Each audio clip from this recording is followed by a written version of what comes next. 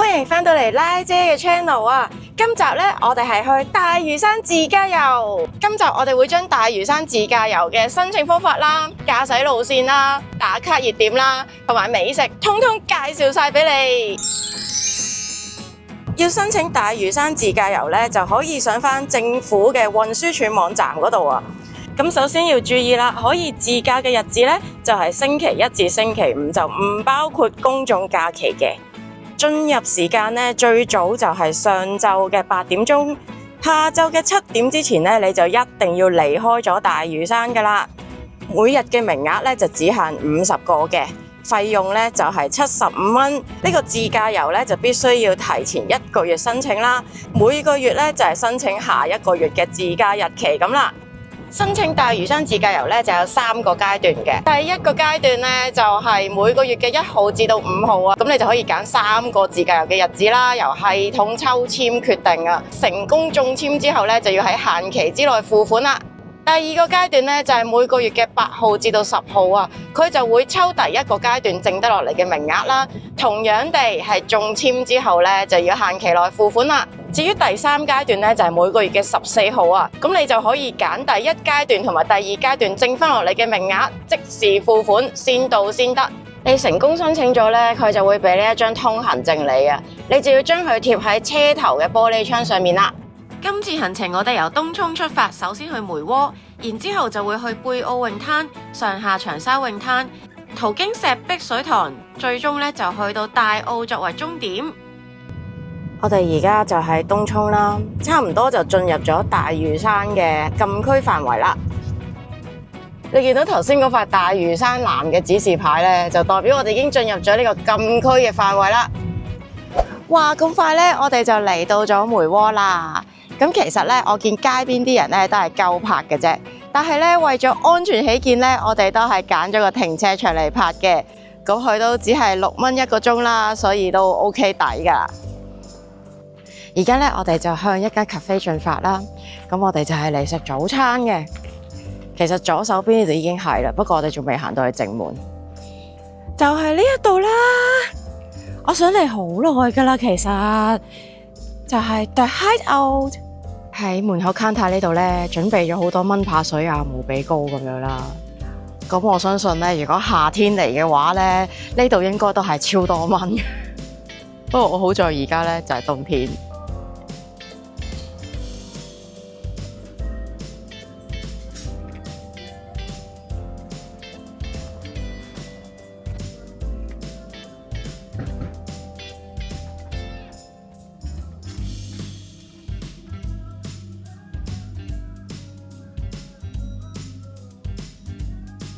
就係呢一個無敵嘅打卡位啊！我之前一直都好想嚟啦，不過呢，由於個距離有啲遠啊，所以呢一直都冇付諸行動嘅。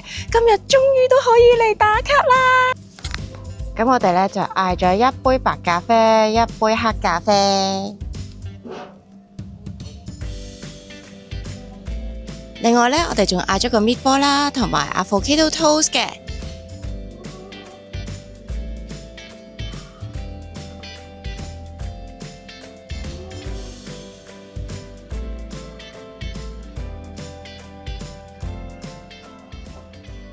啱啱先發現呢，原來喺呢一度仲有一個秘密花園，我都唔知。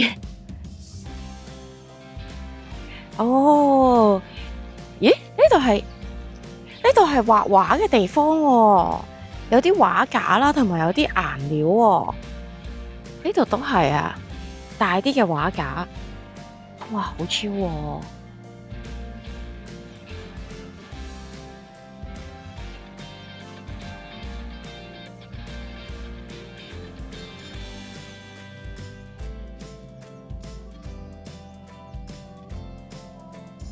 咁喺頭先梅窩間 cafe 食完個早餐之後呢，我哋就繼續上路啦。下一站呢，我哋就係去下長沙泳灘。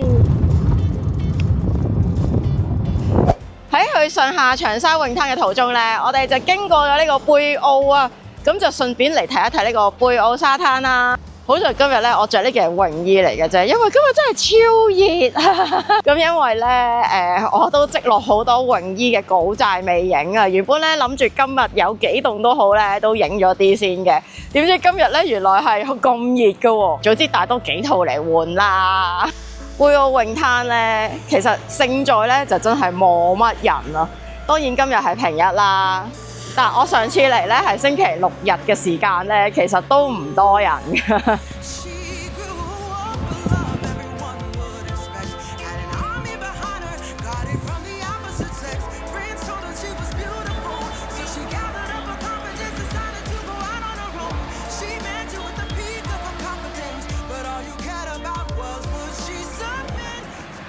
我哋見到 Google Map 上面咧標記住有一個叫水牛棲息地啊，過嚟睇一睇咧，真係有好多水牛喺度。行緊呢啲咁樣嘅路，兩邊咧都係一啲小宅地啊、啫喱路啊咁樣喎。呢啲路咧都有啲牛屎啊，行路咧都要小心啲。喂，前面有隻大水牛。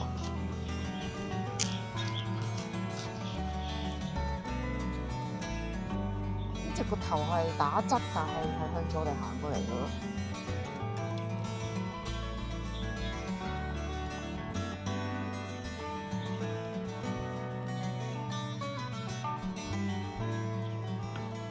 除咗嚟嘅沙灘之外咧，就順便探一探咗個肺啦。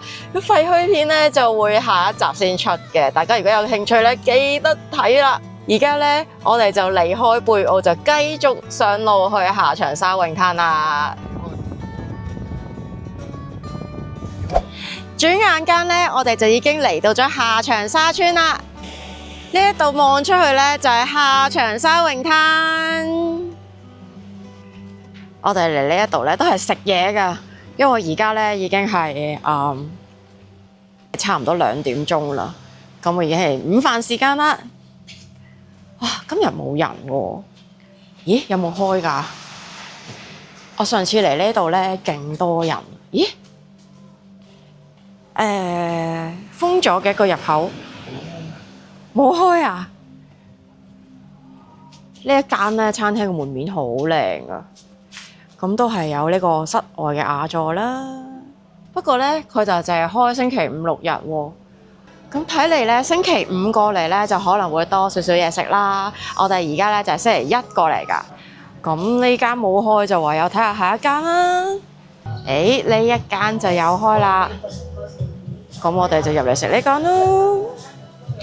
我哋嚟到咧就嗌咗一份 pepperoni pizza 啦、啤酒啦同埋 mocktail 嘅。因為 BB 陣間要揸車咧，所以佢就唔會飲有酒精嘅飲品啦。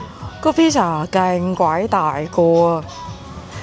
呢度咧可以望住個海食嘢咧，都真係幾超。幾大粒貝殼！哇！我第一次見咁大粒貝殼喺香港嘅沙灘出現咯。呢邊都有嘅，不過好多屎。我對上一次嚟咧，就喺梅窩嗰度等巴士啊，1個鐘頭先一班，等到我懵咗。咁啊，今次咧就可以自駕遊過嚟咧，就方便好多啦。我哋啱啱喺下長沙泳灘食完個 lunch 咧，而家咧就去緊上長沙泳灘啦。如果咧揸車咧係需要4分鐘嘅，如果行路咧係需要30分鐘嘅喎。咁呢一個上長沙泳灘咧都有啲泊車位嘅，不過咧就要小心牛屎啦。泊低咗車之後咧，就穿過呢一個充滿牛屎嘅草地嘅。咁呢度有條樓梯啦，就可以落去呢個泳灘嗰度啦。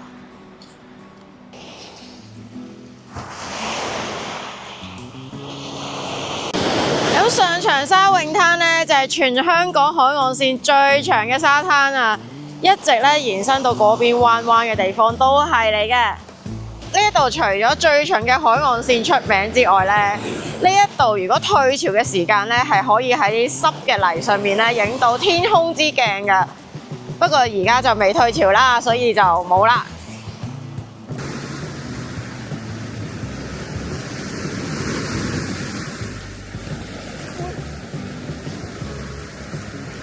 咁咁呢一條姜山道咧就係去大澳嘅必經之路嚟噶啦。左手邊咧下邊啊就係石壁監獄啊，右手邊咧就係石壁水塘啦。呢一度咧都係一個靚打卡位嚟嘅。我哋經過咗石壁水塘咧，下一站咧就會去到大澳噶啦。大嶼山啲路咧真係超多彎路啊，轉到頭都暈啊就嚟。終於咧，我哋就嚟到咗呢個行程嘅最後一站啦，就係大澳啦。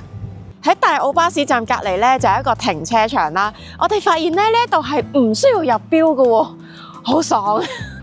咁呢一度咧原本就有個歷史文化室啊，點知咧我哋嚟到發現閂咗門啊！原來係逢星期日休息喎。上次嚟嘅時候咧，就因為係 weekend，所以佢有開啦。入面咧就會展示咗啲大澳嘅文物啊，以前漁村人生活嘅舊物件啊咁樣啦。咁如果咧大家對呢個歷史文化室有興趣咧，記得咧你哋約自駕遊就唔好約星期一啦。啱啱你買咗支嘢飲啊，叫做沙菜喎。咁佢就話係海草煲嘅。咁啊飲落去咧就話似燕窩咁樣啦，所以又叫做海底燕啊。咁我覺得咧，佢就冇燕窩嘅口感啦，但係佢就似一樽樽嗰啲冰糖燕窩嗰啲水啊，燕窩水啊，即係。咁呢一度咧，我記得上次嚟大澳咧，就有坐呢啲船啊出去睇海豚啊，咁又真係睇到喎。不過今次就唔睇啦，因為而家已經5點啦。咁我哋咧7點前就已經要出翻去嘅，所以喺呢度咧食少少嘢咧就走啦。我次次嚟咧都會喺呢度買沙翁食嘅，哇，好大個沙翁！你睇個沙翁幾大個，熱辣辣啦，同埋咧，哇，好多糖，好正！哇，成身都係喎呢個。哦，好味！大澳嘅沙翁咧係世界第一啊！沖繩咧，南撚沙。豆腐花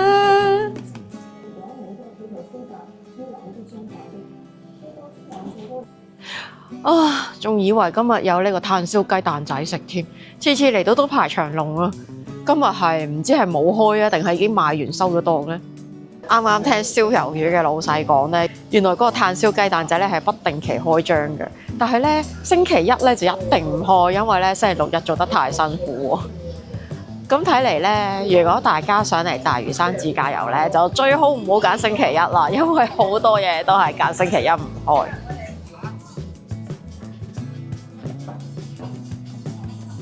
係樣樣都想試下嘅，計得到數嘅。呢啲細個就係食噶嘛。我真係未食過，哇，好香喎！當然啦，你用探到係差唔多。係咯。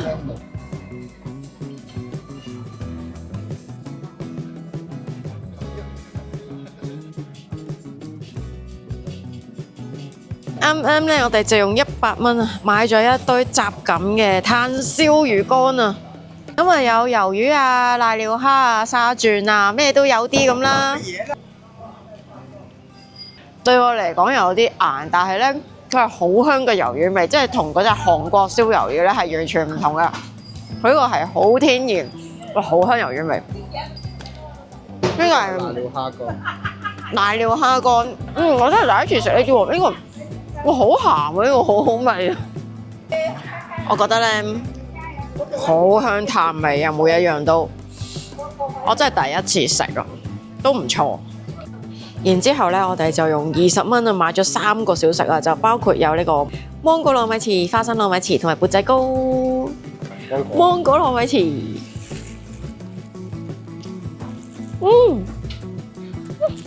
哇，個皮好煙韌啊！呢個皮好啊，好煙韌。芒果咧就唔算好大嚿，但係咧，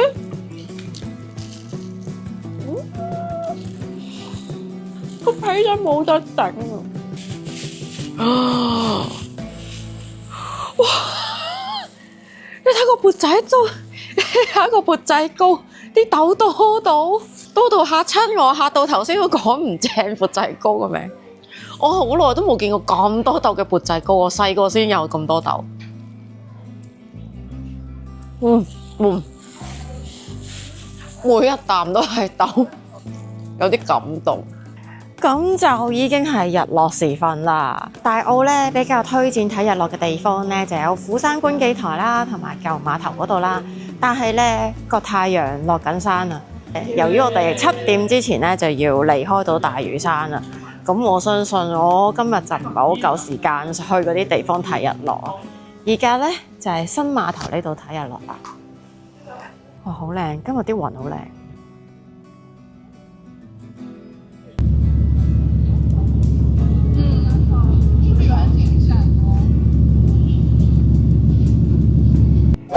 咁我哋咧而家就準備走啦。而家咧大概咧就係6點零啦。咁由大澳咧離開大嶼山咧，大概就需要半個零鐘左右啦。所以咧大家就需要注意啦，你必須要喺7點鐘之前咧就離開大嶼山嘅。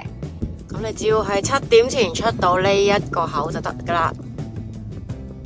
同埋我想宣佈咧，我成立咗呢個會員頻道啊，咁就會將一啲咧唔可以喺公海嗰度出街嘅片咧，擺入會員頻道嗰度啦。咁如果大家咧想支持我嘅話咧，每個月咧就可以俾15蚊入會嘅。